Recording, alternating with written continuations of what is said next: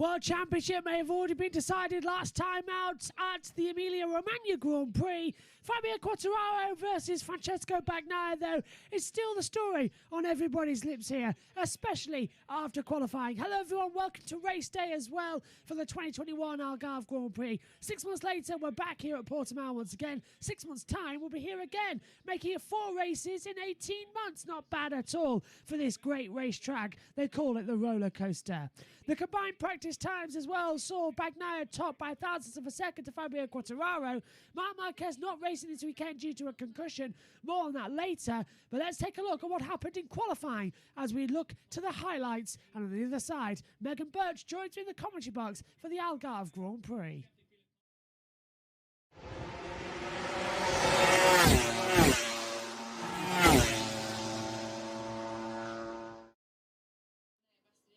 The green light is on and qualifying is underway for the 2021 MotoGP Algarve Grand Prix.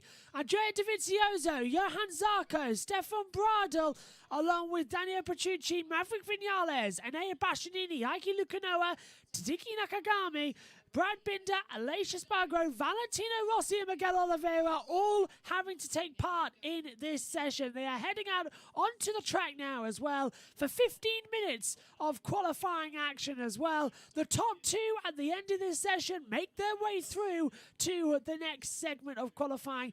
The 10 riders already through to the next session. Bagnaia, Quartararo, Mia, Miller, Alex Marquez, Morbidelli, Rins, Paul Espargaro, Marini and Jorge Martin. Which of these 12 riders in Q1 will be the ones to join them in that next session? We are about to find out. They're all heading out there onto the circuit, which is actually fantastic news as well. 14 minutes to go off the session already. They've got to negotiate their way around this Autodromo International du Algarve. It is a left-hand side of the track for pole position. It's a 2.83 mile circuit of 4.592 kilometers. 6 left-hand corners, 9 right-hand corners as well. The best pole time here was set earlier on this year by Fabio Quartararo, a 1:38.862. Let's get into the action then for this session. First lap times coming on the board then. Miguel Oliveira does a 1:39.988 on the board as well. Lukanoa goes immediately faster on the KTM Tech 3, a 1:39.923. Vinales, I think he's either off or somewhere. He's coming to the pits, I think, as well, because he's gone way, way down the order. Oliveira third as well. Aleix Espargaro now going into second place as well by 1,000. He's the difference by 1,000th of a second. 1:39.924. 1,000th off of Lukanoa's time. That is again impressive. We saw that this morning in free practice 3. Bagnaia and Quartararo were separated by 1,000th of a second as well. Zarco goes into P6 as well. Oliveira's already improving on his time. So the first time's on the board, and it shows Lukanoa and Aleix Espargaro, the 2 faster at the moment. We've got someone down. We've got someone down. The yellows are out. It is one of the KTMs. It is Brad Binder. Brad Binder has gone down on the deck. That is down at Torrey Vip, turn number 5. And now we were on board with Binder actually on one of the onboards, so I'll be able to tell you how he did it in a second. Oh, it's actually, he's just dropped on the inside at turn 3 at Lagos corner. First gear, 60 kilometers an hour. He's immediately picked it back up, but it was Binder who just dropped it on the deck. He has got going again, so Brad is now back out. The yellows are rescinded. The greens go back out, which is great news to see as well. Our second lap times are about to be completed as well to end the first runs. Maverick Vinales coming up the deck now. Cross the line, does a 1:39.738. Miguel Oliveira does a 1:39.624. Aleix Espargaro goes even faster, 1:39.464 for Aleix. Lukanoa stays in third place as well. The time's beginning to change massively here so far. As Enea Bastianini did set the fastest first sector, but don't think he's going to improve massively. Bradl 5th as well, Nakagami 6th. Bastianini goes P8 at the moment, and they're all getting their hands up because that is Zarco annoyed with Aleix Espargaro as well on the track. Johan Zarco has just gone fastest overall on a 1:39.340. So Zarco improving up the order. Bastianini's got P12 at the moment as things stand. But a great job there. So it's Zarco now and Aleix Espargaro 1-2. As everyone now just going to come in, change over the tyres and start another lap. Brad Binder's bike getting a repair on and some new tyres as well. Zarco top then. 1:39.340 with 7 minutes to go. Got a yellow. It's Taka Nakagami, who's gone down at turn 5. The Tory Pin, a second gear, 80 km/h corner. And he's just turned it in.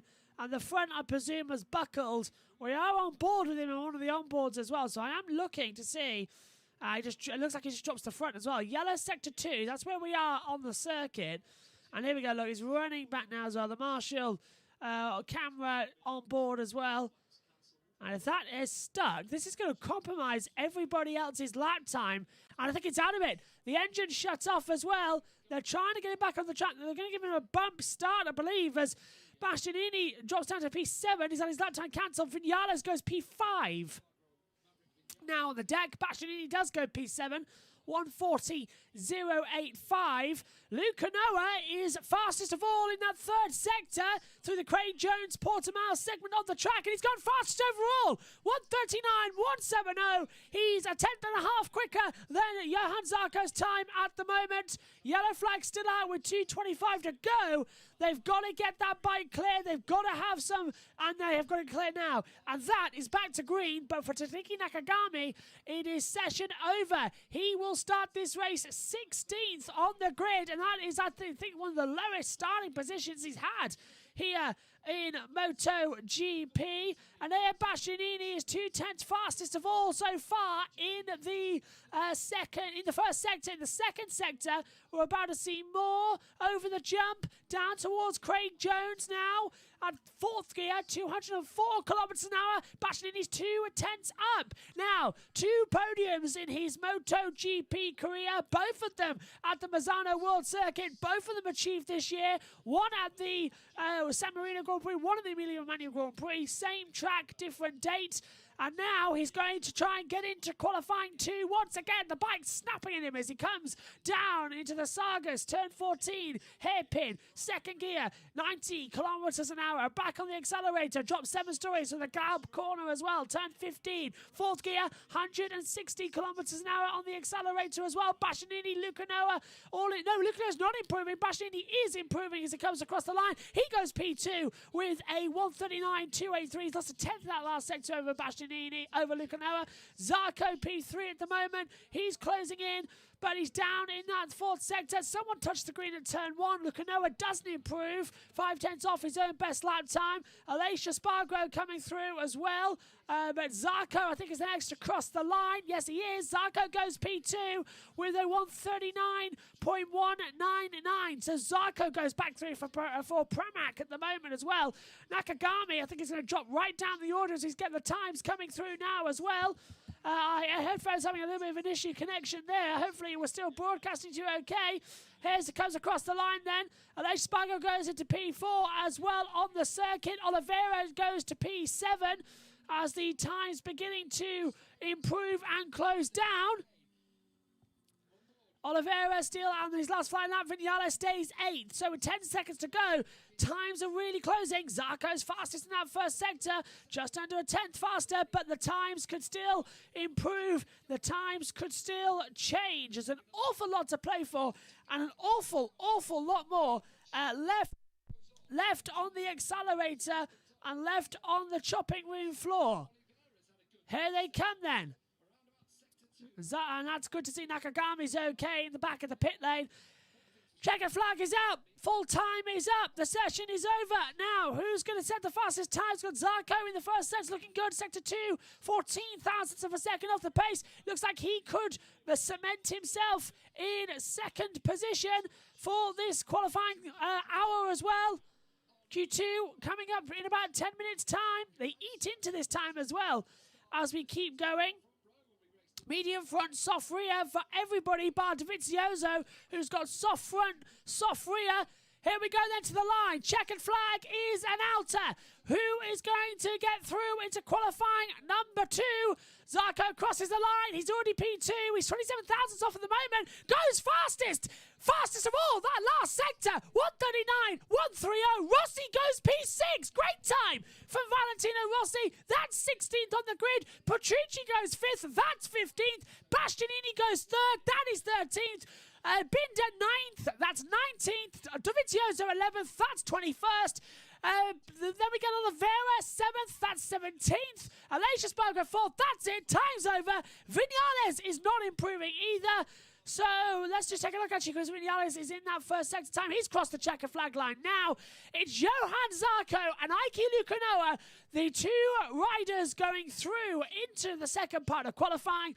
Bastianini's 13th, Aleix Espargaro 14th, Daniel Petrucci is 15th, 16th for Valentino Rossi, 17th for Miguel Oliveira, 18th Maverick Vinales, 19th Brad Binder, 10th Stefan Bradl, Andrea Dovizioso is 11th, and Takiki Nakagami is in 12th place. Green light is on and qualifying 2 is underway for the MotoGP Championship race here. Zarco, Marini, Quartararo, Morbidelli, Lukanoa, Mia, Rins, Miller, Paul Espargaro, Bagnaia, Alex Marquez and Martin, the riders going through in this session. And it is going to be spicy as we go through. I cannot wait to see what we're going to have here ahead of what is going to be a very, very entertaining session. First times coming on the board then for MotoGP's Q2 session. Johan Mir crosses the line, goes top, immediately beaten by Alex Marquez, 146.75 as well. Paul Espargaro going P3, but we all know that they are not going to be the times we see for the grid here. They're all going to find the right times. Everyone's improving in their sectors as well. Reds across the board for sectors 1s of Marquez, Mir and Espargaro, but everybody else now just coming to the last couple of corners, but they're all chipping over each other as well. The Pramax and the Ducatis getting a bit close for comfort. Bagnaia holding up there the 2 Pramax of Martin and Zarco. Coming now out of the last couple of corners. Bagnaia 1.1 second quicker than Marquez. And at the moment, let's see what the time's going to be across the line. Pramac getting a lovely toe on the back. That's Martin getting a toe of Bagnaia. Cross the line. Martin top. 139.264. Bagnaia 139.309 from Marquez. No, Quartararo goes 3rd. Then Marquez, Mia, Paul Espargaro, Zarco, Rins, Marini, Miller, Morbidelli, Lukanoa. Just on a lap time now. Mia crosses the line as well and does a 1:38.893. Morbidelli goes into 5th place. Miller crossed the line, looking quick as well. Miller to pole by half a second. 0.428 quicker than Mia. So it's Miller, Mia, Martin. The JMs are at the top on the timing screens, just like they were in Austria all those months ago. Now, Miller has provisional pole position. Will it be another Ducati 1-2 for the 3rd race in a row? Bagnaia is certainly going to try and challenge that. He's got Quartararo attacking 2, but I'm telling you, Bagnaia, quick sector 1, not a good sector 2, very quick sector 3. Quartararo's going there. We're going to yellow in that 4th sector. That's where these guys are coming out of now. And it is Luca Marini has gone on the deck. Marini's gone on the deck. Let's hope that doesn't cancel the lap times. Bagnaia crosses the line and goes into P4. And he was down by 0.3 of a second. Yeah, Marini's crash turned 14. That's at the Sargas corner, because it came out after the guys had passed it. That's only going to affect Quartararo, who didn't improve either. He stays Quartararo goes P3 and bangs the board as well, because he knows that lap time is surely going to be deleted by the stewards. Even if not, it's not the pole time needed for Quartararo. The yellow flag rescinded. But that was all with Marini dropping on the deck. He's now going to hop on the bike back to the pit lane quick as you can and see if he can get back out there for the remaining 8 minutes of the session. 2 minutes 20 to go, and this is where we really start to see all of the action beginning now as well. Into the last corner comes Francesco Bagnaia as well. 8,000ths on the pace of his teammate Jack Miller's time at the moment. He's got Marini following him. He's got back out on his second bike. Bagnaia fires it to the line and goes top on 1:38.775. He is 61,000ths of a second faster than Jack Miller at the moment, so already proving that pace is there for the Ducati. Marini goes P12. That's last overall. He's got time there to improve on as well. Miller stays second. He's 6 seconds on the pace. Quartararo and Polispargo not improving. Bagnaia has just done the fastest first sector of anybody as well, as they all come through to complete their sector times. Doesn't look like it's going to be that big of an improvement, unfortunately, on the deck. Nobody doing stellar lap times. Polispargo might jump up there. Bagnaia's the one to watch. He's on a quick sector time at the moment. So they come to the line then. It's going to come quite quick in succession as well. Quartararo goes P6. He's had both his lap times to lead for yellow flag infringements. That's his best one of the session so far. Polispargo goes P5 as well. Alex Marquez goes P8. That drops, that actually improves Quartararo. It's P7 at the moment, but Bagnaia improving big time. Last flying lap for everyone has crossed the line now with a minute to go on the clock. 40 seconds to go. Here's Bagnaia once again out of turn 14. The Sargos corner, second gear, 90 kilometers an hour. Rising up now, down through turn 15. The Galp corner, fourth gear, 160 kilometers an hour. Firing towards the line. He is a tenth quicker, nearly 2 tenths quicker. Big on seats on the bike at the top of the hill as he crosses a line. Does he improve? Only by half a hundredth of a second. Bagnaia still on top. 1:38.724 is the time at 75. The computer corrects itself as well. Here comes Miller to the line as well. Miller can't improve, and 10th down. Martin 4th. Ducati dominating the top 5. They've got all 4 bikes in the top 5. It's only Johan Mir who is interrupting the run there on the Suzuki. Quartararo looks all over the place as the checkered flag is out. He is 3/10 down on the sector times at the moment. Who's the first one to cross the line? It will be Fabio Quartararo. Everybody else is completing the lap times. Quartararo to the line. The champion for 2021 can't improve. He cannot improve from P7. 1:39.131. Quartararo stays in P7. Can't improve on the deck there as well. Moving back up throughout the order now as well. I think it is done. Checkered flags taken by Polispargo, Fabio Quartararo, Alex Marquez, Luca Noah, Rins and Johan Mir. Nobody else improving on their lap times as well. We're just waiting for Luca Noah in his first sector to see if he's going to go improving. I think he's already taken the checkered flag, so he's done. It is for the third race running. Ducati lock out the front row with a 1-2. It's Francesco Bagnaia on pole again from Jack Miller starting P2. Johan Mir very annoyed here about something on the inside there. Down at turn 3, the Lagos corner, shaking his head. I think it was about the amount of traffic he had. He's now talking to Alex Marquez on the 73 bike as well. Lap time cancelled for bike 63. Francesco Bagnaia exceeding track limits. It still keeps him, however, I think pole position. Does it?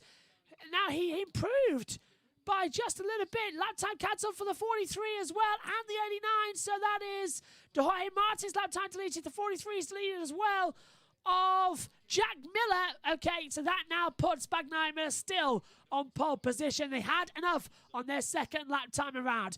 Bagnaia on pole from Jack Miller second, Johan Mir third, Jorge Martin is in P4, Johan Zarco fifth, Polispargo sixth, Fabio Quartararo 7th, Alex Marquez 8th, Franco Morbidelli 9th, and Aiki Lucano in the top 10 from Alex Rins and Luca Marini. But a new all-time pole record for Francesco Bagnaia, a 1:38.725.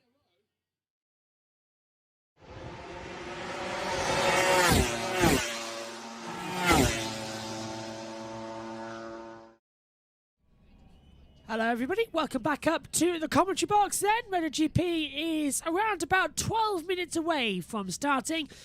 We've got in there 5 minutes earlier than we planned to. because of what just happened around about an hour ago in the Moto3 category. There was a chance today that the Moto3 World Championship would be decided. It was between Dennis Foggia and the young rookie of the year, Pietro Acosta. It all went down to the last lap of the season as well in this race. It didn't go down to next time out in Valencia. It was all decided earlier on today. But who would win, Pietro Acosta or Dennis Foggia? This is what happened in a bit of a last lap showing of what happened in Moto3 just an hour ago. Side by side, Foggia slips on the inside at the top of the hill at Portimao. Foggia retakes the lead with a lap and a half to go. That'll keep the title going down to the next round in Valencia in 7 days' time. Acosta is getting desperate as Garcia touches the back of his wheel. How did they not go down there? Once again, it is amazing fighting in the Moto3 category as they exit the last couple of corners. We're on to the final lap. Acosta, you sort of saw him in slow motion sit up and aggressively pull the accelerator down as well. He's a man on a mission. The white flag effectively in the air. It's the last lap of the Algarve Grand Prix. It's match point in the title. Is it going to go down to Valencia or will it be decided here in Algarve? Garcia attacking Acosta in towards turn 1 and Acosta has to roll out of it. Nearly collects Binder, gets back on the inside and Acosta takes second. He's got a great run on Dennis Foggia. He's going for it and Acosta takes the lead. He's champion. Out goes Dennis Foggia. Foggia is taken out by Darren Binder and Pietro Acosta is the Moto3 World Champion. It goes down not to Valencia. Head in the hands, a punch in the air as well. If I was Darren Binder, I would be running as well. Unbelievable. Pedro Acosta is the world champion on the last lap here in the Algarve Grand Prix. He just has to complete the lap. Foggia, 46 points the gap. This is how it happened on the replay. Coming on the inside, I think it's Minio. Garcia hit him as well. Binder hits the side of him but keeps going. He collects the side of Foggia and Garcia. Binder bins it again. Red Bull, KTM Ijo are delighted. You are watching history. MotoGP is definitely calling this legend of the future, Pietro Acosta. He started the season aged just 16. He won his first race. What can the future hold? Pedro Acosta out of the last corner. He is the second youngest world champion ever at 17 years old. He's champion of the world in Moto3 for 2021. Now, all that pent-up aggression from the season can be released.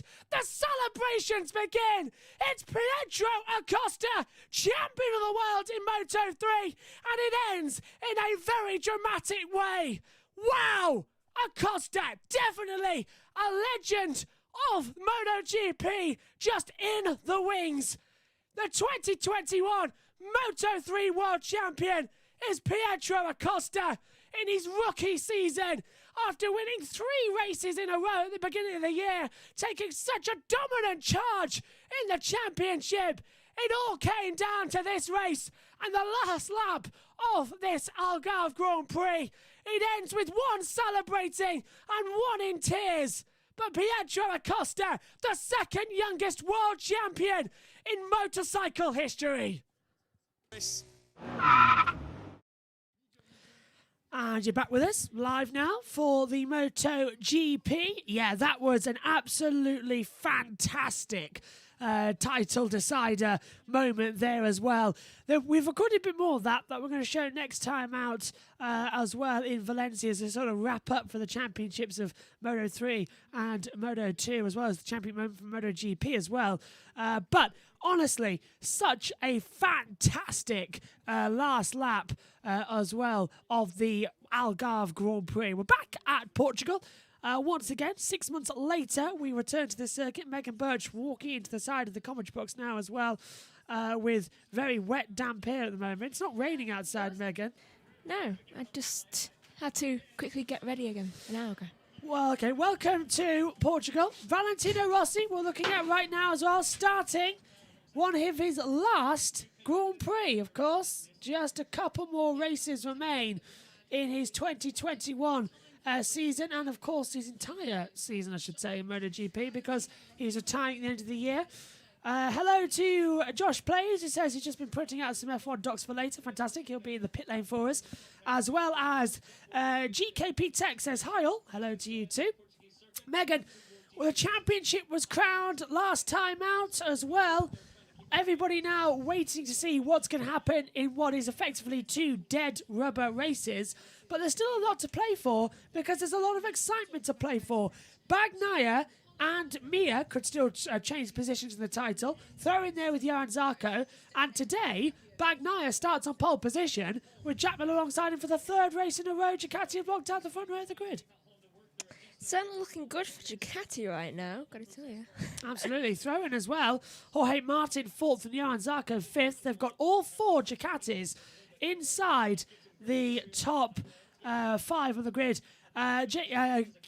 GKP Tech says Miguel is on 17th. Yeah, he starts 17th on the grid. An absolute shocker from what we've seen as well. Also, how horrible is my timing to start the broadcast at past and still have 5 minutes to spare to talk about this amazing race. Here's the points then as they stand, and we'll run through them because we've changed how we do the pre-race show now. So instead of me having to write out loads of graphics, we've got them live up right now. So this is the championship points coming into this weekend as well. It all puts Fabio Quartararo on 267 points. He's a 65 points clear of Pepe Bagnaia, which means he is the world champion for 2021. Bagnaia and Mia, 2nd and 3rd, 202 to 175. Zarco, 152. Miller, 149. Marquez, 142. Binder, 136. Aleix Spargo, 113. Vinales, 106. And Oliveira in 10th on 92 as well. Here's your starting tyres. Bagnaia, Miller and Mia. Medium front, medium rear. Sort of expected that after we saw an interesting run of tyres last time out as well. Also, I'd like to remind you as well that MotoGP TV is only €19.99 euros and $16.98 here in the UK for the last 2 races. So if you want to quickly go and buy that, you can put ambient commentary on and have our commentary, which I've noticed is perfectly synced up with the TV pictures on MotoGP TV as well. So if you want to have ambient noise with mine and Megan's commentary and watching a race along with us, that's the place to go at the moment on MotoGP TV. They've got a special deal on for the last 2 races of the year, going into as well the pre-season testing information as well. We've got up in the commentary box, Megan, which means that we can see the helicopter, Fabio Quartararo and Pepe Bagnaia's on boards, and the world feed as well. So if that picture goes down, we've still got the iPad. Yeah. Are you going to be keeping your eye across that mainly in the race? I thought so. I like that one so far. I thought so. We're almost set then to go for the MotoGP World Championship. We are gears up for MotoGP at Algarve. Let's take a look then at the starting grid for this race.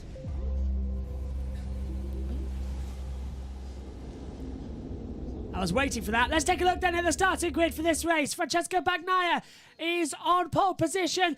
He has won again a pole position in 2021. He's been the class of the field all weekend long. Jack Miller starts 2nd, Johan Mir starts 3rd, Jorge Martin 4th, Johan Zarco 5th, Paulo Spargo 6th, Fabio Quartararo 7th, Alex Marquez 8th, Franco Morbidelli 9th, and Aki Lukanoa at the top 10. Alex Rins 11th, Luca Marini 12th, and Basci 13th, Aleix Spargo 14th, Daniele Petrucci 15th, Valentino Rossi, one of his highest qualifying so far of the year, in 16th. Ahead of Miguel Oliveira, as then we get, on home soil of course, Oliveira. Maverick Vinales P18, Brad Binder 19th. Stefan Bradl in for an injured Marc Marquez. He had a cycling accident during training and has a concussion. He's out for the remainder of the weekend. Could be out for Valencia. Andrea Dovizioso 21st. Takiki Nakagami in 22nd place. Megan Birch alongside me in the commentary box. Mates, we're going to be in for a fantastic race here. 28,000 people here for the first time MotoGP has some spectators. You can see on the helicopter camera as well how packed the circuit is. the championship's been decided. We know it's Fabio Quartararo. 2 dead rubber races, but emotional 2 races. Valentino Rossi retiring as well. But the championship for the teams is still close. 13 points between Yamaha and Ducati. Who do you think is going to have the advantage here today? I don't know why, but my mind goes Yamaha. Yamaha having the advantage. I'm just guessing because it has a lot of tricky turns, and I don't think Ducati are going to be able to fully keep up with all the turns because, as we've seen the last few races, they're not very good at holding on. Yeah, the Constructors' Championship, Ducati versus Yamaha, just 12 points between them as well. Don't discount what Megan said, because yes, it's 4 Ducatis in the top 5. That's only because Fabio Quartararo had his fastest lap time deleted in qualifying yesterday. I'm sure you were watching with us in the qualifying highlights in the build-up to this show as well. So he should have started P2, does start P7. Qualified 5th at the end, had his lap time deleted, went back down as well. So Quartararo and Bagnaia, as I said, only separated by 1,000th of a second in the combined practice times, where it was Bagnaia ahead of Quartararo, Miller, Marquez, Morbidelli, the top 6 on the grid as well. The anticipation rises then for round 17 of the MotoGP World Championship. Quartararo already having his bike sliding ever so much, coming out of the last couple of corners, but the anticipation is high, the pressure is high. We all know what this race could bring. 25 laps ahead of us. Get in touch. Use the hashtag Algarve Grand Prix. Get in touch on the YouTube comments as well. We want to hear from you ahead of this penultimate round of the season. Just 7 days left in the 2021 MotoGP World Championship. The Riders' Championship has been decided. The teams and the constructors is still up for grabs. For the 2nd time in 6 months, for the 3rd time in 12 months, we're back at Portugal. Lights are on, lights out, race on. Great start from Jack Miller. Bagnaia had a little bit of a wheelie as well as we all swing down towards turn number 1, the Primera corner, 2nd gear, 1st kilometres an hour as well. Oliveira's made a good start. Paul Espargaro moving back up. Bagnaia retakes the lead ahead of Jack Miller as well. And look at Johan Mir slipping up the inside for 3rd place. He's got a lovely jump there ahead of Jorge Martin, rising up the hill throughout turn 4, down the back straightaway towards Torrey Vip. You're going to be braking for the hairpin. 2nd gear, down to 80 kilometres an hour. Petrucci's crashed. Oh, that was quick. Yeah, Petrucci's crashed. There's a yellow out in sector 2. So Petrucci must have had a high side somewhere, but that's put out the yellow flag. Can't see anything right now on the other camera angles that we're watching up here in the comms box. He is on a course. He's down at turn 4. Ah, yes, there it is. We've just seen it on one of the replays. Petrucci dropping it down at turn 4. So, race continues. Johan Mir is up into 2nd place. He's gone ahead of Jack Miller. Great start already as they rise up to the top into the Portimao corners at turn 10 and 11. Nice start for some so far as they drop down the hill once again. Rins goes down into 14th. Obviously, he's not getting very good on corners. Though no, as Alex Marquez battles Paul Espargaro as well, former teammates and still sort of teammates with LCR Honda Connection. He's going to win that little battle. Yeah, gets up into 5th position as well. Paul drops down to 6th. Rins and Bastianini 13th and 14th as they currently stand as well. Petrucci crashed. He's not going to continue. He's definitely out of the race as they drop 7 stories through the Gallup corner at turn 15. 4th gear, 160 kilometres an hour. Accelerate to the line. 6th gear, 198 kilometres an hour. Look at the slipstream already for Mir catching up with Bagnaia. Okay, the timing screen's going a bit haywire because we have people going in and out. Oh, and someone... Paul's dropped down the order. There he is. Morbidelli also passes Oliveira. That's because Oliveira got pushed onto the green. So did Paul Espargaro as well. They've all gone up. Look at Noah too. Aleix. Aleix has gone down really low. There he is. Aleix going around the outside. He's been run deep at turn 3 at Lagos, as they rise up throughout sector 2 at turn 4. So it's an unusual place for Petrucci to go down. We haven't seen a replay of it as he goes back through as well. That's the 27 of Aiki Lukanoa fighting up there. It's unusual to see Lukanoa inside the top 7. It's still working as we look to the chat quickly as well as GKP takes Oliveira 12. He's now up to P10. It's a nice little manoeuvre as they go so far.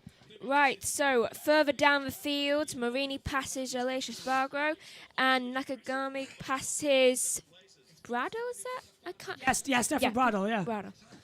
So Stefan Bradl in for Marc Marquez for that concussion. Could be in for the next weekend as well. Marquez missing this one. The only 2 people not improving at all are Paul Espargaro and it's Lukanoa.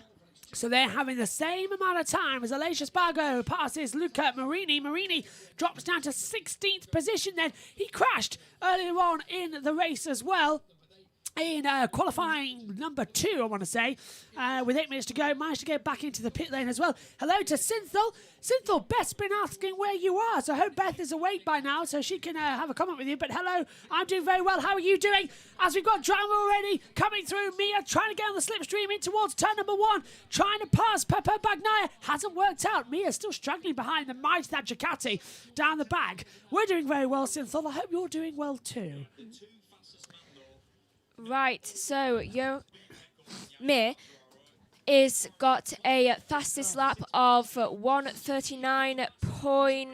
Hold on, I missed 1:39.938. How do you say Mir's first name? Johan Mir. I was gonna Johan. say Johan, though. Yeah. I made it for. Is that how you say his name? Alex, 17 races, and he's just asking that question now. Yeah. The champion from last year, Johan Mir. He's battling with Pepper Bagnaia now as well. Now, Alex Rins has moved up into P12. He's passed Inea Bastianini as well. So they've made up a couple of positions as well. Did I miss something? No. Daniel Petrucci's gone down on lap 1. He hasn't completed a lap. This is only lap 3 of 25 here. So you have not missed a thing. So do not worry at all. You're right in the heart of the action as well. Megan, you're wearing that poppy, but you may as well not be with that hair in the way as well, just to show that you are wearing it. Because I've looked down at the deck. For once, as well. I'm wearing it. Yes. We've got Formula 1 coming up later as well. I hope you all join us for that one. And later on today, with Bottas starting on pole position, with Hamilton alongside, the 2 Red Bulls second and third. Bastianini is now past Franco Morbidelli. Morbidelli dropping back down as well as they keep pushing further out of the last couple of corners as well. And look how close Mia is to the back of Bagnaia, going for a move, trying to pull round the outside as well. The Suzuki shaking completely into the braking zone at 1. And look at that, the 3 J's are in the same order on the track as well. Mia, Miller and Martin. And let's see, to Synthel's comment as well. And Alex Marquez diving up the inside of Mia as well. He's breaking up the 2 GMs as well as they come through. Quartararo at the fast lap of the race so far. And it's all suddenly playing off for big attacks down towards Tori Vip at turn 5. Heavy on the brakes, trying to find a way through. And Alex has dropped out of it. Now gets the cut back as well. Martin's gone through side by side as well. It's still side by side. They're touching as well. The 3 JMs are back together. I knew you were going to say that as well. Round the outside they come, trying to have the drag. So Alex Marquez moves up into P4. He's got ahead. Yeah, Marquez P4 is ahead of Jorge Martin. So they've got that position coming through as well. Back to the chat then as well. I'm doing well. We might have COVID because my stepdad tested positive in the self-test and we went for an actual test a few hours ago. I'm feeling fine, not sick. I'm so sorry to hear that your family's got COVID as well, and it's a horrible, horrible, horrible virus as well. Let's hope you looked out and didn't have it. I do, and get well soon to your stepfather as well, and hopefully you're doing okay, Synthel. Take care in that, and hopefully hopefully we can brighten your day a little bit with some energetic commentary and make you smile as well. That was a song, wasn't it? Probably. I thought so. You have a habit of just saying songs. I don't even realise I'm saying it half the time, yeah. Back again then to start the 5th lap. That was also a song reference. 5 laps, lap 5 now of 25, 21 to go, and Mia sliding the bike dramatically into the first corner. It's unbelievable. Bagnaia, we're looking at on board one of the off-board pictures. Now you're looking on the TV as well. He's having a cool, calm race. Fabio Quartararo down in P6 at the moment. Cannot catch up to Jorge Martin. The Ducatis seem too quick for him right now. Fastest lap goes to Bagnaia now with a 1:39.618, and it's so far, I can't believe 4 laps have already gone and we're on lap 5. I know, it's gone quite quick, that race start, hasn't it? I would have said like 2 laps have gone. Lucio Cicinelli as well, just watching on board as well, trying to keep his nerves as well, as he just watches on the LCR pit wall as well. Number 30 watching on as well. That is, of course, Takiki Nakagami. Lucio Cicinelli, the team manager at LCR Honda, as the racing continues as well. I'm going to do calculations. Synthel says, we're all doing well, so luckily not too sick, but because of it, we actually have it. If we actually have it. Well, I hope you don't have it. And you, Let's hope if you okay. do. If you do have it, then you're one of those people who don't feel Show it. symptoms, yeah. I hope so too. Let's quickly check in then with the live point as things stand. Bagnaia and Quartararo will be 50 points between them. If there was an extra race like there was supposed to be after Valencia, the championship would have probably gone down to the final races, but it didn't because that race got cancelled. They desperately tried to ram some in, but Thailand was supposed to go ahead, hasn't gone ahead at all. Mia and Bagnaia will be ahead of Mia by 32 points at the moment as they start again. Bagnaia 139.467, fast lap of the race, and he's being chased by Johan Mir. It's another cat and mouse segment going on for Pepe Bagnaia. This time the 2020 World Champions behind him, and of course Johan Mir going for only his second ever MotoGP race win. He's got one win and one World Championship. That is just bizarre. It's a stat he loves to be reminded of. Also, he won the championship before he won his first race. Or am I got that wrong? Won his first race, I think you've got that right. But it would be funny if that stayed like that the rest of his career. Or like 2 races and 2 championships. It's unbelievable, isn't it? Right. Good morning to Adam as well, who's watching on saying, good morning, Josh and Megan. Going to be interesting F1 race today. Have a blessed Sunday. Have a very good Sunday, hopefully, for you too, Adam. And hopefully, it's not too early over there.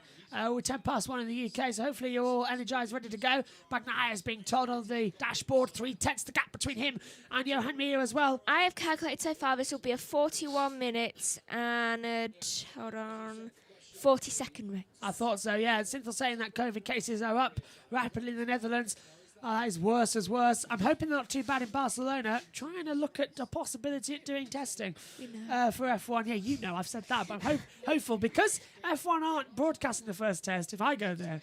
But it's hopeful COVID. Because then you can bring me back some more of those Coca-Cola chocolate milkshake things. Oh, thanks. Yeah, that was you didn't eat. You didn't drink all of them. Because I was scared about like sentimental value of just not drinking it. Those ones weren't mine. Oh, I'll find out what I'll do. Well, I'm going to buy people actual presents, not presents that the people never use. Like reading a Spanish Harry Potter book. Oh, I can get you the second I've read a bit. Oh, Lucanoa has dropped down to 11th. Lucanoa has dropped down to P11. That's why he's run off at turn 1. Aiki Lucanoa running off in the first corner, gets back on the track, but drops down to P11. Well, that's round about normal Lucanoa situations now from what we've seen. Just constantly switching between the two now as well. Right, so 19 laps to go now, and I tell you what, it's good for Lucanoa because he's actually been getting up the order quite quickly. I mean, he started out really good because I noticed on the formation lap that he got past Morbidelli like really, really quick nearly. And when I saw that, I was like, oh, you're going to just get past him straight away, aren't you? And it happened, yeah. Oh, Bagnaia had a bad exit at the top of the hill. Out of turn 9 at Craig Jones. 4th gear, 204 kilometres an hour. Back up to turn 10. 3rd gear, 90 kilometres an hour as well. And this is Lucanoa nearly wiping out the back of Johan Zarco. So that's why, and Vinales as well was involved in that as well. So that's why he had to just sort of back out of it completely. Vinales down in 21st position at the moment. He's not having great fun, is he? The man who started the season with victory in Qatar is now 21st on an Aprilia. Not a great season as well. It really isn't a great season, and I don't know what I'm looking for on this time screen, though I know that the only one who's got like the fastest or something is Bagnaia. Yeah, Bagnaia just going rapid again and again and again. Mia is the only person who can keep up with him as well. Miller is 1.5 seconds behind Bagnaia as well. Miller's acting as rear gunner so far as well. Cynthia says, but more importantly as well, I can't wait for the F1 race. Neither can we. We are so looking forward to it as well. Alessio Spargo, has he gone down on the deck? Yeah, there's a yellow flag out. I can't see him on the helicopter view at the moment. Yellow sector 1. Alessio Spargo has crashed at turn 1. It says rider okay. Trying to have a look at the helicopter camera on the onboard to see if it'll tell us anything at all. Not at the moment. The helicopter focusing on the bat at the front, but it is down at turn 1. He's having to be held up as well. Hopefully he's walking. He's walking okay. I think it's the airbag that's gone off as well. So just a little bit of a problem there. Let's take a look at it, Megs. How did he do it? Did he just drop the airbag? Yeah. Oh, big one. Oh. He's dropped it before even coming into the braking zone. So he's dropped on the downhill segment into Primera. It looks like he's sliding on a slide that's just like very balanced like that. Yeah, he just dropped it coming in as well. So the yellow flags are still out there in Sector 1. Quartararo closing in at the back. And we'll get to Synthol's comment, I promise, as it's right here saying, you're going to Barcelona for pre-season testing? I'm not definitely going. I'm just having a Wants look. to. Yeah, wants to. But I said that last year, but then they changed it to Bahrain. But you got it the year before. Also, it was COVID last year, so you couldn't really do much. Yeah. Sorry? Say again? Yeah, Like they changed it last year and last year before that. Yeah, well, 2020 was COVID, and they shut everything down so we couldn't go. And you couldn't go to 2021 because it was in Bahrain. Yeah. So 2022 Barcelona looks possible. And look, it's just an idea that's floating around. If F1 don't, either way, I think we'll still be broadcasting something from the commentary box and having guests on throughout. We'll probably won't do the whole entire 8 hours because there'll be no TV pictures. Yeah. Just timings. We'll probably do like a 2-hour segment in the morning, 2 hours in the afternoon with a couple of guests on as well, just talking about it across the 3 days of the first test as well. But if, and it's a big if, that we can actually do Barcelona, which we're trying to figure out in the next couple of weeks, then I'll go there, broadcast the whole 8 hours for 3 days. Don't know what on earth we're going to talk about, but to be there trackside. That's something. Yeah, I'll just sit back and let you enjoy the cars at one point as well. But it's a brand new era of cars as well for next You season. could do like a montage of you watching it. Yeah. A good F1 2022 intro for one as well. Yeah, just like with that music over it, like they do in F1 things. Yeah. Tell you what, though, also, go up to Mercedes and say, do you mind if I stick this GoPro on top of your car and you go round for that for me? Cheers, thanks, bye. If you ask Russell to do it, he probably will. Yeah, he probably won't. No, to be fair, I'll have to have a backmarker team that has got no development, so probably I'll have to go to Haas and say, could you mind if I just stick this GoPro on your car for later on? Yellow flag has finally been rescinded. You could go on to Mazepin's one, he'll probably get a spin. Yeah, that's a good point. I'd probably go to him to do that, actually. Just like to see a spin. Yellow flag has been rescinded from turn number 1, so we're finally back up to running order. 17 laps to go. Bagnaia leading the way at the moment. Rins and Oliveira 9th and 10th at the moment. A reminder that you are going to be seeing a Moto2 race as well. Shout out for this. If you're watching along on TV, we're not broadcasting the Moto2, but I implore you, try and get access to the Moto2 because the championship could be decided today between Remy Gardner and Ralph Fernandez. If not, it goes down to the next race in Valencia. If that does go down to Valencia, we might broadcast as well. Megan? Synthol's putting as well. I might go to the Ziggo Dome for Qatar. Ziggo Dome is basically a big corner hall, a concert hall, all used for music festivals, where Ziggo will show the F1 race on a very big screen as well. Lucano's has got track limits warning. Oh, that's a fantastic idea. I wish UK had something like that. A big watch-along zone as well. Whenever I hear Dome, I just think of the Simpsons movie. Josh Play says he's tweeted something. Oh, I can see as well. Oh, that's a fantastic setup as well that Josh Plays has got for the pit lane reporters duty tomorrow. 1, 2, 3, 4, 5 monitors. 1, 2, 3, 4, 5, 6, 7. The 7 monitors. Okay, let's go. As well as they go through as well. Yeah, whenever I hear the word dome, I just think Simpsons movie, and I just think Dome Depot or Home Sweet Dome. Right, so Bagnaia has the fastest lap of a 1:39.467. Got that in before it disappeared. It's going to change as well, actually, because he's going to have the fastest first seconds. Oh, 1:39.5. He's actually down half a tenth in that last sector. How annoying was that? There, look. He had a little twitch mid-corner. He rolled off the throttles a little bit. So Bagnaia actually lost just a 0.049 of a second through that part of the track. Bagnaia and Mia closing up between each other once again then. It's getting close, this race. But you've got a feeling Bagnaia's got a hand on it. It's Quartararo finally makes a move up the inside of Jorge Martin. Martin does the switchback on him as well. And they're trying to drag around the outside. Great move from Jorge Martin as well. And that was really just... Look at that! Do you see the shake of the head from Quartararo? Just like... No, yeah. Just like, no, I can't believe it. He's back ahead of me again. It's like, really? That Yamaha, I've said all year, does not work when it's in traffic. It works well when it's out front. It's a bit like the Mercedes in Formula 1. It doesn't work when it's cut up together. It's the Mercedes of MotoGP. Yeah. So it's quick, but it's not that quick. Right now, though, in the Constructors and Teams Championships, Ducati are going to be extending their advantage over the rest of the field. So that's definitely going to go down to the last race of the season now, especially with Suzuki coming in with second place at the moment as well. So the battle rages on. Let's go to the chat as well. Cynthia says they did it for Austria 2019 as well. Gives me some goosebumps watching everyone cheering Max after he passed the clear. You've got to watch it. It's on YouTube. I will watch it, and I will do that after this because we've got 40 minutes before the Moto 2, which means I can have a little bit of a relax before shouting Moto 2's title decider probably, and recording that as well for the end of the year. Hopefully, they've got another race next time out though. So it's all between Remy Gardner and Raul Fernandez. The gap between them closing up as well. Jack Miller, that's Libby's fault. Jack Miller holding the back now. Alex Marquez coming through on the inside as well, side by side. Marquez has the inside line. Jack attacks, going to try and hold him around the outside. Marquez showing what his brother can do. He can do as well. Slips on the inside turn one, gets a good maneuver. Jack Miller can't find a way back through on the inside. Quartararo again trying to attack. Jorge Martin not working as well. Still close between the two. And there's Casey Stoner. The 2007 and 2011 MotoGP champion. He'll be with BT Sport next weekend as well in Valencia. Do you know, I can almost hear Marc Marquez just, like, sitting watching this. Just like, has Alex been holding back so I don't feel bad? Well, they've yet to actually race each other in terms of the same team because Marquez backed out of it last year. Exactly. After the accident. Just so funny that Mark goes and Alex is like, my time to shine. Yeah, it is actually an interesting situation, isn't it? That Marc Marquez isn't here. Alex Marquez is certainly really competitive. Alex Marquez is third at the moment. He's in third place. Let that sink in right now.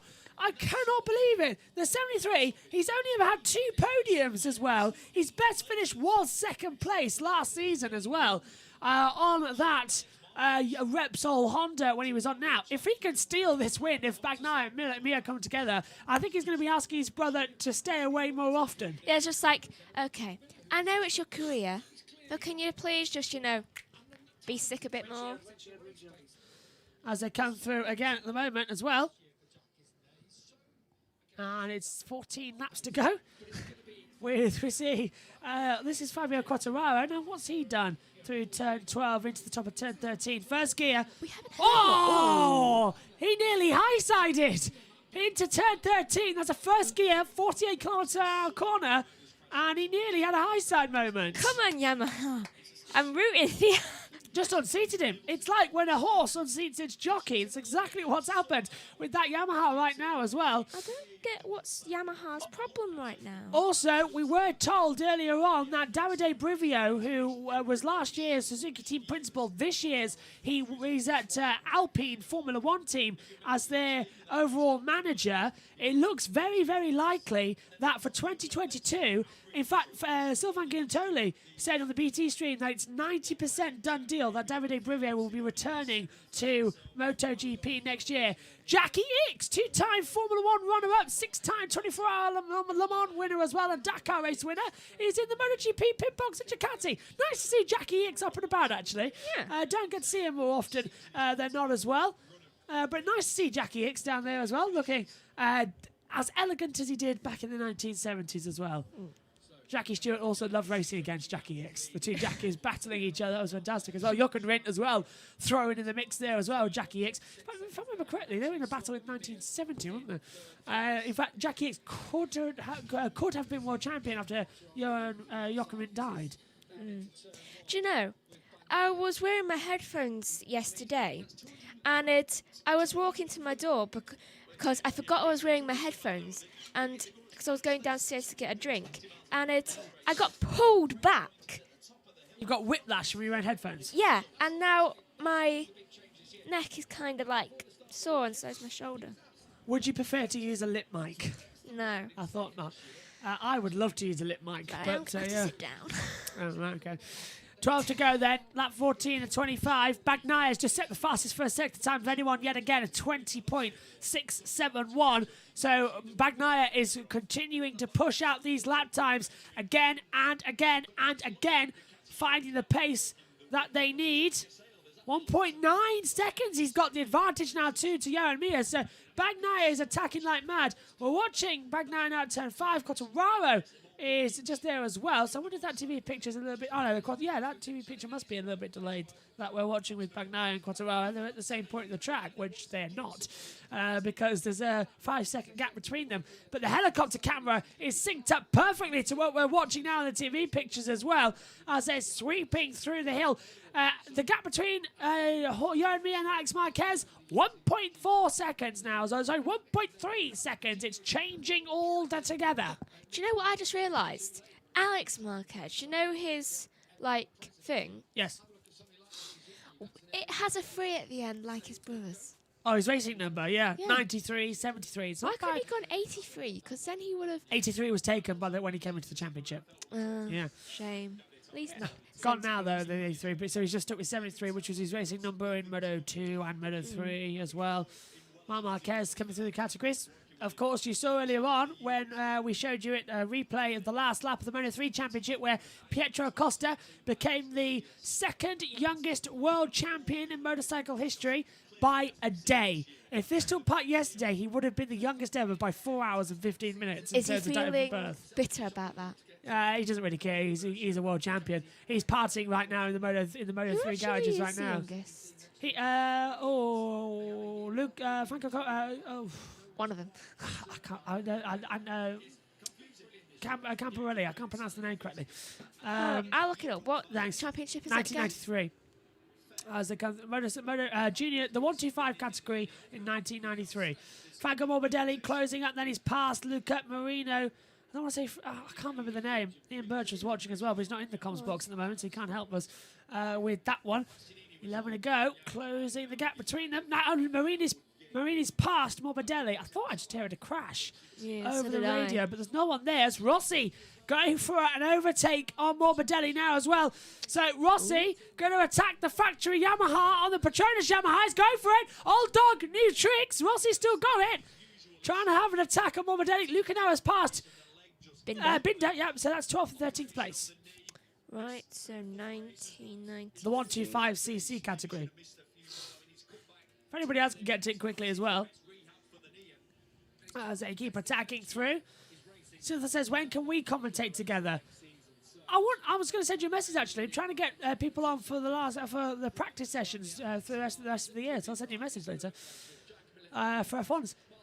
Bagnaia, Mir, Marquez, Miller, Martin as well. Top 5 as it stands. You're going to regret saying that, by the way, Cynthia, because Kevin Schwantz. Kevin Schwantz did it in 1993. Is that right? That's it him. I don't know. That's in the 500cc. I don't know. It just appears. I'm going to have a quick look as well as... Oh, Quartararo sliding at the back of the track as well. Trying to have a real run ever as they come through. So there are 10 laps to go. And who are we on board with now? Oh, Loris Capirossi, that's it. Loris Capirossi, the youngest ever moto champion, the 125cc category, won it in 1990 and 1991 as well. So it's Loris Capirossi. I knew I couldn't remember that name and foresaw it. So you beat him by a day? Yeah, literally a day between them, because Capirossi was born 4th of April 1973. That would have made him 20. Yeah, and if we look here at... Where are my notes for Moto 3? Let's look at turn 9. Yeah, and the 37, Pedro Costa, 25th of the 5th, 04. So I think it's by championship day or something, although that was decided. So, yeah, it could be quite close between them. Oh, Alex Marquez, does he get all wheels off the track? No, but he's jumped at 93 miles an hour as well as they come together as well. 9 to go here in MotoGP at the Grand Prix of the Algarve. And the action is raging on once again between them as well. Here is Alex Marquez's stats. His best finish, 2nd place, achieved at the French Grand Prix last season, that crazy race, and at Aragon in 2020. He's now going for it for a 3rd time here at Portimao in 2021 for the Algarve Grand Prix. We're back here at Portugal in 6 months' time, comically enough. There's a 6-month gap between the Portuguese Grand Prix have worked out, making it 4 races in 24 months. Yeah, 2020. That is odd. Yeah, November 2020, May 2020, November 2020. Yeah, I know. Bizarre, isn't it? And then we're going there again and thinking about May 2020, yeah. That is weird. Yeah, so 6 months between them. Fantastic battles, as we see, but it's nice to be back here because you always get the sunshine here in Portugal, the nice high temperatures, unless you're Formula One, then you always get the rain for some reason. But I'm hoping if this is the weather, what it looks like right now in November, quite warm and quite hot and humid, if I do get back to Spain, I think it'll be shorts weather. From a cold winter of the UK to a nice hot sunny beach resort of Barcelona. I'll be going around in shorts. People did look weirdly at you when you were dressed in shorts last time you went Yeah, there. last time I went there, it was the end of February. It was actually a leap year, so I was there on the 29th of February, wasn't there? Yeah. And it was one of the weirdest experiences because everyone is there in big winter coats. I saw a woman shivering in what was 28-degree weather. She was wearing a big winter coat. She was shivering. If that is cold to the Spanish people, and I was boiling hot, I do not want to be there when it is roasting. Well, you should see Noemi when it's hot here because she always says, "I feel so cold." I was just like, "You're Italian, you weren't born in the sun. You were born in Sicily." I know, it's unbelievable, isn't it? But yeah, I'm hoping that Spain happens again and I can do pre-season testing. It would be me trackside for in the hot sun all day. I'll probably have to go to a grandstand and sit down every now and then. I'd probably just be find if they have an ice house or something, and then or an ice rink and just make sure it's closed down, and just lay on the ice. I can't wait actually if we can do Spain because it'd be quite fun. I won't be able to be on camera all the time. There'll be times when I have to go upstairs and move around. That Megan and old Dad Or will have jump to from come to heights. No, I'm not doing that with a camera. But yeah, I'll probably be able to be on, I'd say, 95% of the time when I'm testing commentary. Go 90. No, 95, because then the other 5% would just be me moving around and going upstairs and everything, getting to good vantage points. You might get a lot of stairs. I've been there. I know how high it is and how difficult What if it is. they've built more? They haven't, trust me.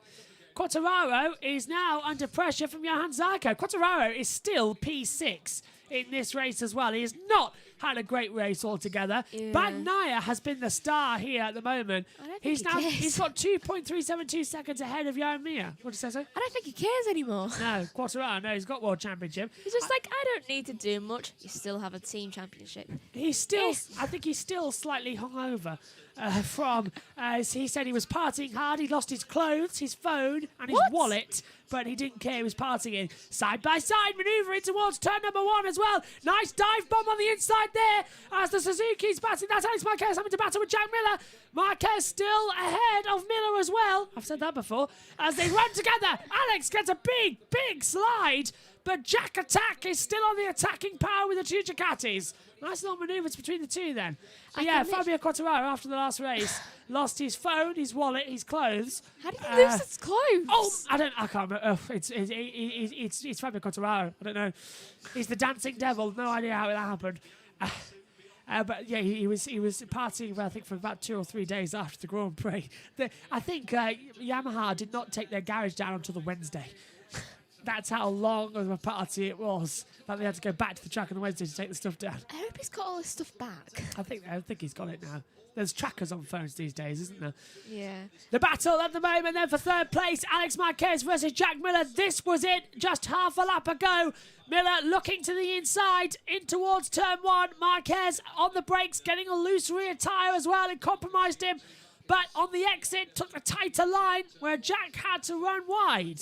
I'll tell you what, you can see Miller just putting his head down, just trying to glare at him. Yeah, he's really pushing, and they're still pushing hard. Now look at this on the helicopter camera.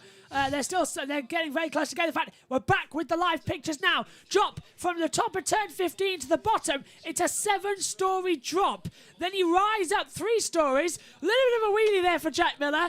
Down the start-finish straight, 6th gear, up to 208 kilometres an hour, 340 kilometres an hour now into the braking zone for turn 1.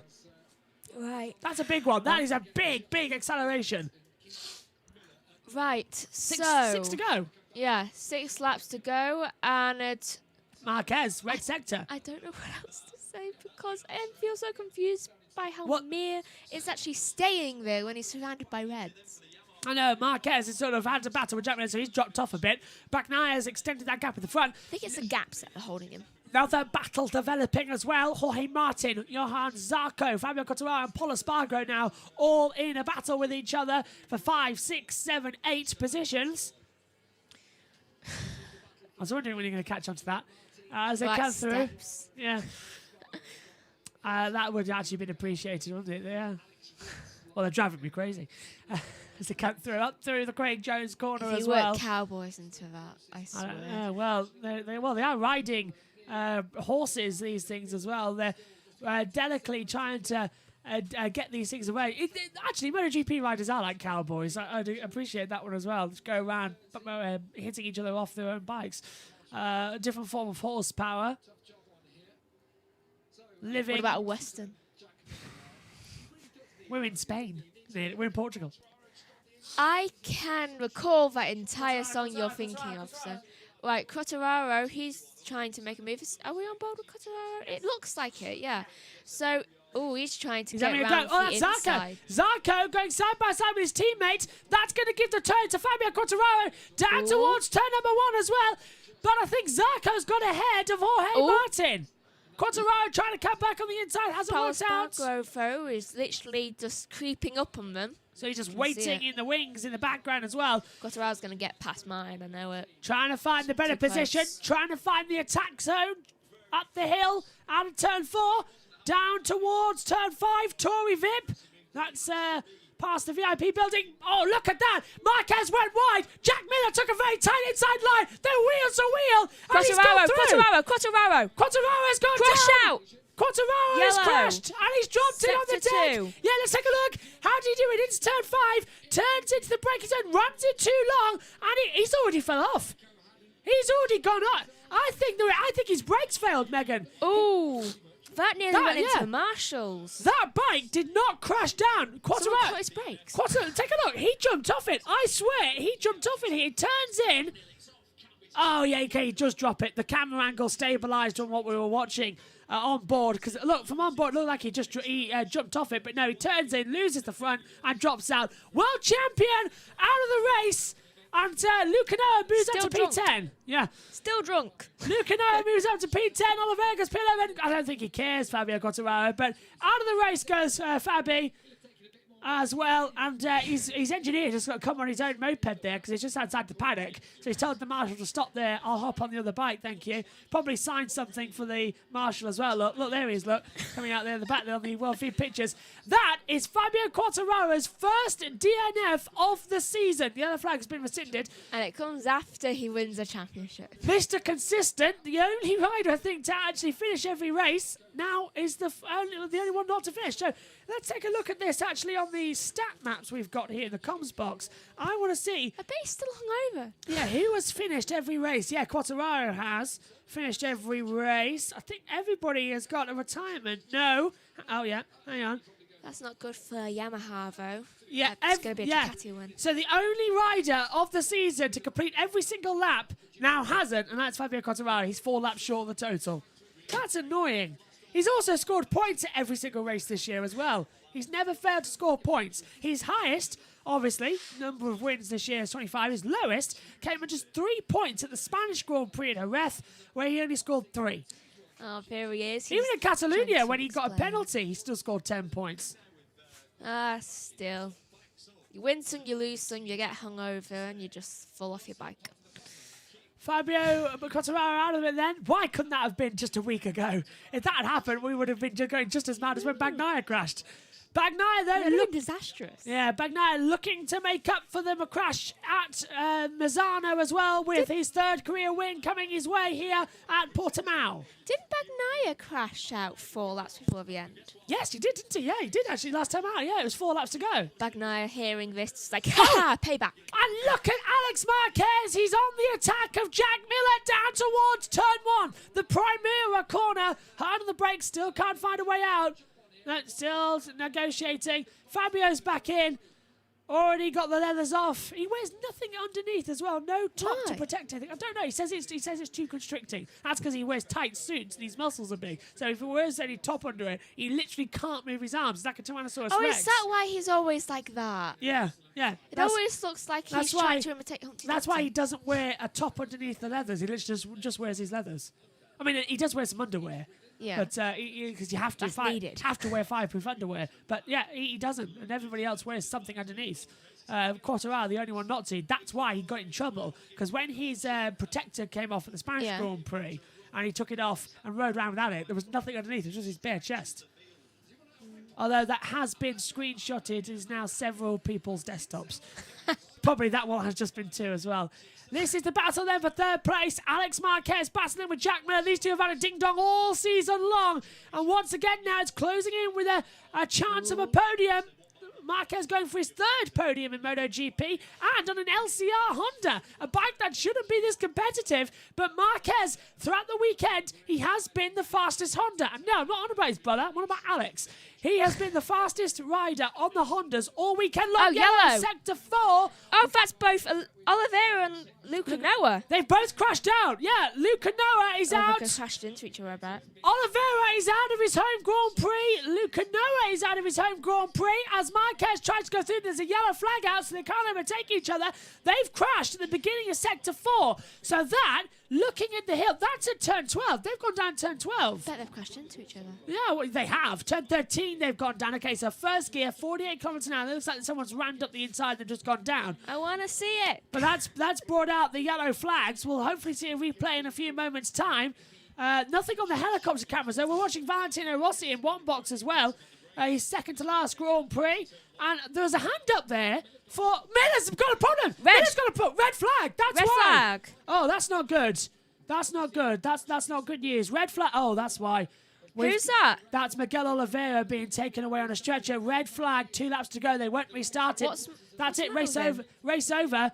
Red flag. Race over. Bagnaia is the winner, but they've stopped the race with 2 laps to go.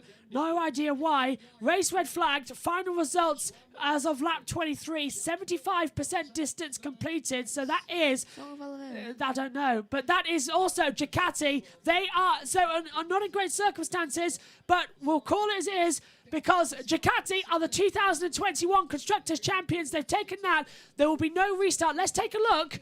So what is this? Oliveira is the 88, the 27. So it must be Oliveira who goes down first. I'm not. Oh no! Up the inside. Oh, that's. That's why. Oh, I think his leg's broken. I think you're right there as well. That's Luca Noah diving up the inside of Oliveira. Luca Noah hitting the side of Oliveira. His leg's trapped in between it. That's why he was going like that in pain. Yeah, Oliveira had his leg trapped on the inside. Race interrupted after 23 full laps. The red flag has come out. The race will not be restarted.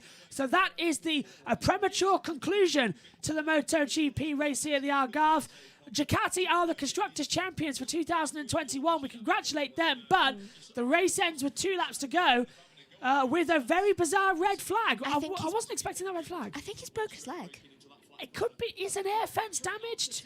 No, because I saw him going like that, and his leg was caught massively in between them, and it literally landed on it. You are right. Oliveira's and here, Oliveira's leg was trapped in between the 2 bikes as it fell. Like waist. They also took a massive hit, so maybe a broken rib as well. So that's Luca Noah. He dived at the inside, made contact with Oliveira, and then Oliveira, his bike couldn't fall down, and Oliveira was sort of laying on Luca Noah's bike, and his bike started to go away, so his leg's been pulled apart, basically. Oh, there it is. He's sitting up, which is great news. He's not unconscious. That is fantastic news, but medical treatment being given to Oliveira. So the good news is all riders are conscious. That is great news as well.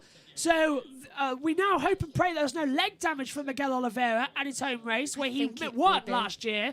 You think it's a broken leg? I agree with you. At least something pulled. Yeah. If it's not a broken leg, though, it's looking very likely. Yeah. So all riders are conscious, and now we know that the fireworks go off. The race has concluded. The checkered flag is out. The second race of the year to have a red flag. But it is Ducati are the 2021 Constructors' Champions for MotoGP. Here's your final race results then. Francesco Bagnaia is declared the winner from Johan Mir second. Jack Miller takes third. Alex Marquez is fourth. Johan Zarco fifth. Paul Espargaro sixth. Jorge Martin seventh. Alex Rins is in eighth place as well. What are you pointing at? Yeah, this because the race is over. Race is over.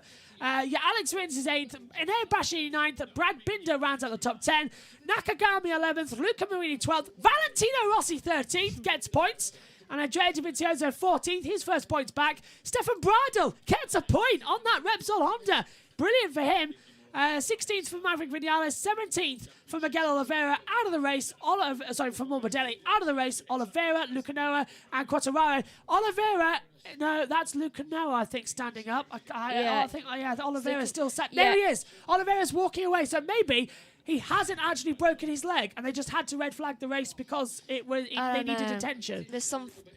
I reckon there's something. Yeah, it's very unusual to have a red flag like that. And carrying him away on a stretcher and him literally going like that, like he's in pain. Yeah. So, Moto 2, incident involving 27 Lucano and 88 Oliveira under investigation. Yeah, rightly so. That was a dangerous move for Lucano. I think that might be a race ban already. But look at that, the 2021 Constructors World Champion. That goes to Ducati as well. A hard-fought race. Bagnaia takes his third win of the season. And he is victorious once again. And that is great to see. First of all, that Aiki Lucanoa is walking away and he is okay. And I hope and pray that Miguel Oliveira is also okay.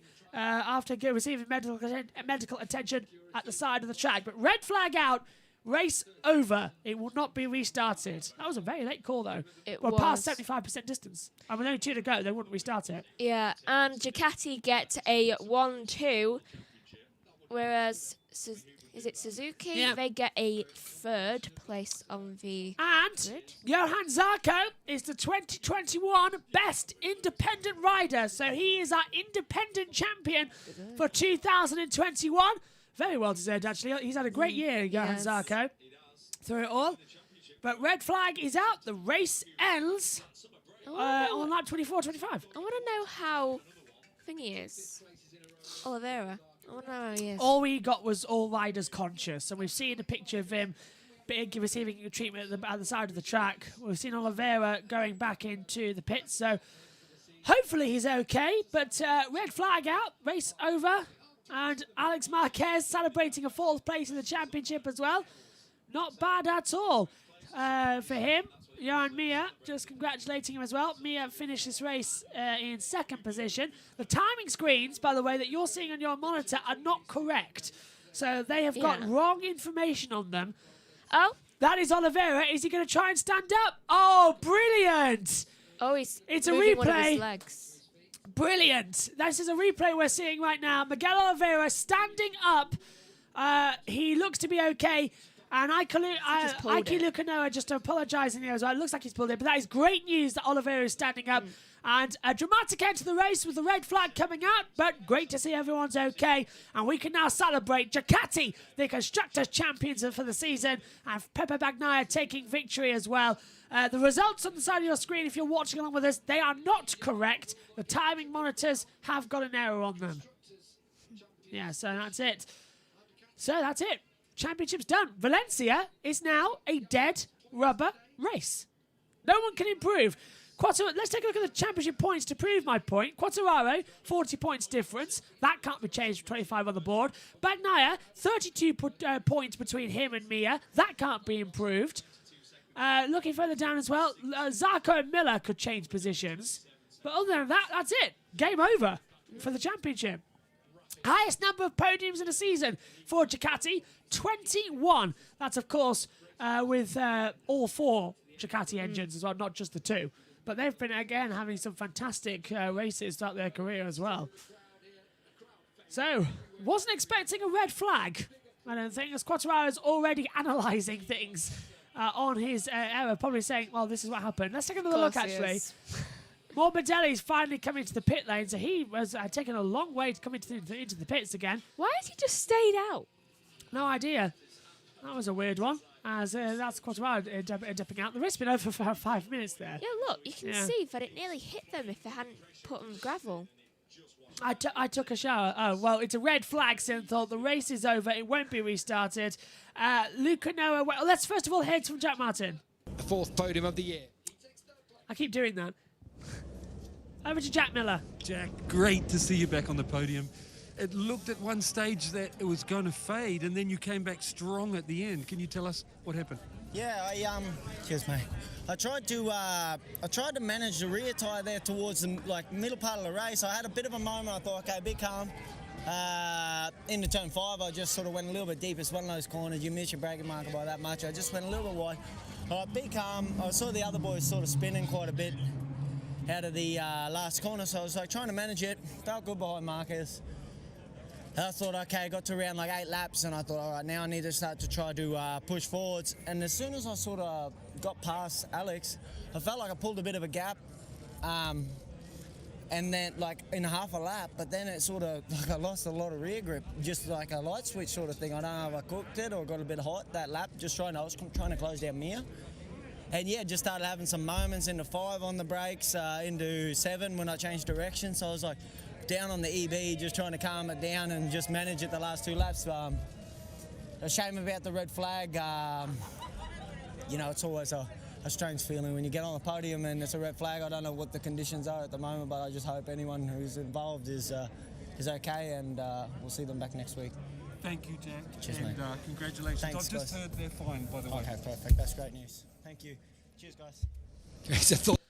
Great news to hear that they're all okay as well. Are you dancing inside of the box? Yeah, and just recalling the 5, 6, 7, 8 steps. Okay. I was Yeah. wondering what you're going to do there. Okay, so Synthal asking what happened to bring out the red flag. Aiki Lucanoa went up the inside of Miguel Oliveira. Oliveira dropped it. Then Oliveira's leg got trapped in the side. They just had to make sure he's okay. With 2 to go, they decided to throw the red flag. Let's go over now and hear from Johan Mir, finished second in this race. We're confident you could do something good today. Shinichi Sahara-san just told me it's Suzuki's first step in their fight back to the front. Do you agree with that? Yes, I agree. This race, honestly, I get a good package to fight for the front. Also, the front row was really important.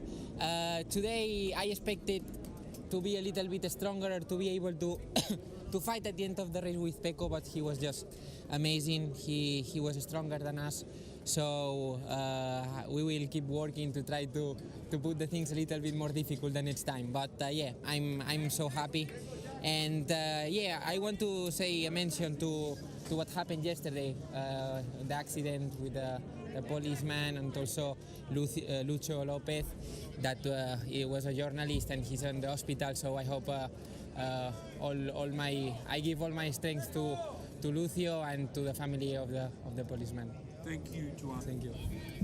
Yeah, a very sad incident that happened just outside the circuit yesterday with a motorcycle accident, and sadly the policeman lost his life, and the journalist pulled from the burning car apparently by Simon Patterson, you may know from the race. Oh wow, so good Simon work Patterson. from him on that one. Yeah, absolutely. Simon Patterson is the man we use our stats for in the box as well. We've got always have his Twitter up, so that is terrible news about the policeman, and we send our condolences, and well done to Simon Patterson for getting the journalist out of the car, and hopefully the family will recover. Let's hear from the race winner then, Pepe Bagnaia.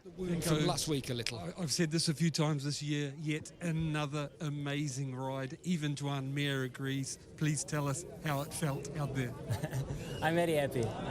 We did an enormous job this weekend. It's maybe the best weekend in the MotoGP I did, because I enjoyed every single session.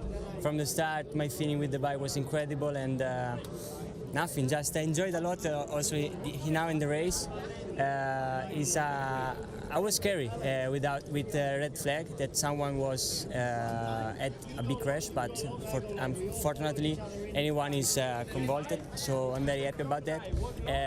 Was better to finish with the finish flag. I don't remember the name. Checkered flag, but I'm happy that everyone is everybody are safe, so it's okay. Enormous job. We won the constructor championship. That is very important for us. Now we are leading the team championship. So another great thing, and also I think I'm second in the championship now. So we did a good job this weekend. Pecco, you did a wonderful job. Congratulations. Thank you very much. We've had all the top three now. The red flag has finally been rescinded from the track as well. Those times are incorrect, by the way, because that red flag came out. It changed the complexion of what we would be seeing in the race as well. Megan, it's been a bizarre race already. Dramatic, certainly. Let's take a look back at the start. Bagnaia had a bad getaway with that launch control system. It sort of bogged down on him all the time as well. And swinging in towards turn one, Miller got the lead, and then Bagnaia chumped him on the inside line. With 3 to go as well, he was Mr. Consistent all throughout the race. Look at that, 139s every single lap of the race, bar the opening 2, when it was a 140 dead, and the first lap was a 142.4. So he was consistent on every lap of the race. Lap 20, 140 again. But that is exactly 140.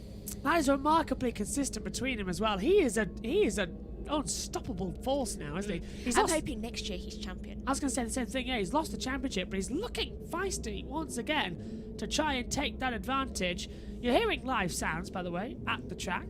This is the ambient noise as well. As there's a replay of Johan Mir and Alex Marquez just chatting after the race and having a little bit of a disagreement with each other. They stopped in the practice. Oh no, so this was yesterday. Mir as well, battling with Alex Marquez, and now, of course, there was a respect between the two. That was after qualifying as well. They had that.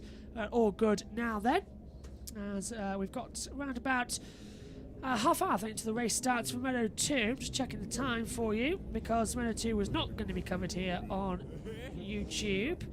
But for those of you who want to watch it, I'll give you the correct times. Time for the podium ceremony, though. Ducati, winners again. They take the Constructors' Championship for 2021. Yeah, it is going to be Moto 2 at 2:30 Portuguese time and British time as well. So that's in 36 minutes time exactly. You'll have it. It's Jack Miller. Yeah, that's right. Jack Miller takes third overall. Johan Mir takes second. Francesco Bagnaia, though, takes victory here once again. Another fantastic challenge for his racing. And we are going to hear the Italian national anthem for the third time this year after the Constructors' Trophy. Mario Alamont presents the trophy to Ducati as well. Another great championship run they've had there as well. Third place to Jack Miller. He's had a great day battling with Alex Marquez as well. And his third place, Rita Marquez, the secretary for the States here, presents the trophy, and a big kiss. Jack Miller gives the trophy as well. Nice little trophies here. Any relation? No. It's a very common name. Very nice there as well, actually, isn't it? And second place to Alex Rins. No, second place to Johan Mir. Jorge Villegas, the FIM president, presents the trophy. Big lift up in the air. I was going to say, don't throw it. It's made of porcelain. Yeah, it's made of pot and porcelain, yeah, so don't throw it as well. Little kiss there as well. Big winner, though. It's Peppo Bagnaia. Anna Ambrosio, the Minister for Territorial Cohesion, presents the trophy to Bagnaia. He is victorious for the third time in 2021. Big round of applause everywhere. And we are going to hear the Italian national anthem for Bagnaia and for Ducati as they are the 2021 Teams Champions. But, I have to talk over it. Yep. But isn't it nice to hear once again the Italian national anthem in MotoGP? Fantastic to hear. Pepe Bagnaia victorious for the third time this year. Another great challenge as well. He may have lost the title, but 2022 is looking very, very strong for Ducati.